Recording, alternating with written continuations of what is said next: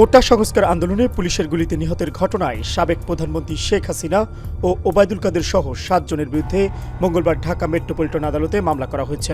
Magistrate Rajesh চৌধুরীর আদালতে মামলাটি করেন আমির হামজা নামে এক ব্যক্তি। আদালত সূত্রে জানা গেছে, আজই এই মামলাটির শুনানি হবে। মামলায় বলা হয়েছে, কোটা সংস্কার আন্দোলন চলাকালে রাজধানীর ঢাকার মোহাম্মদপুর এলাকায় পুলিশের গুলিতে আবু সাইদ নামে এক মুদি দোকান মালিকের মৃত্যুর ঘটনা ঘটে। এজন্য সাবেক প্রধানমন্ত্রী শেখ হাসিনা সহ 7 জনের বিরুদ্ধে এই মামলাটি করা হয়েছে।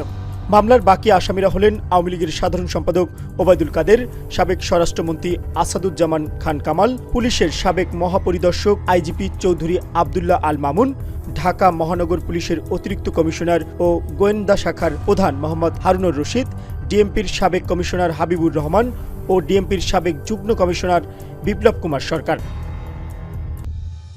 পাশাপাশি অজ্ঞাতনামা পুলিশের ঊর্ধ্বতন কর্মকর্তা ও সরকারি কর্মকর্তাদের এই মামলায় আসামি করা হয়েছে। গণ আন্দোলনের মুখে গত 5 আগস্ট দেশ ছেড়ে ভারতে আশ্রয় নেওয়ার পর শেখ হাসিনার বিরুদ্ধে এটি প্রথম মামলা। আমির হামজা জানিয়েছেন, সাইদ তার ঘনিষ্ঠজন ছিলেন না। বাংলাদেশি নাগরিক হিসেবে তিনি নিজ ইচ্ছায় মামলাটি করেছেন। Mohammad Shafiqul Islam, Asian television.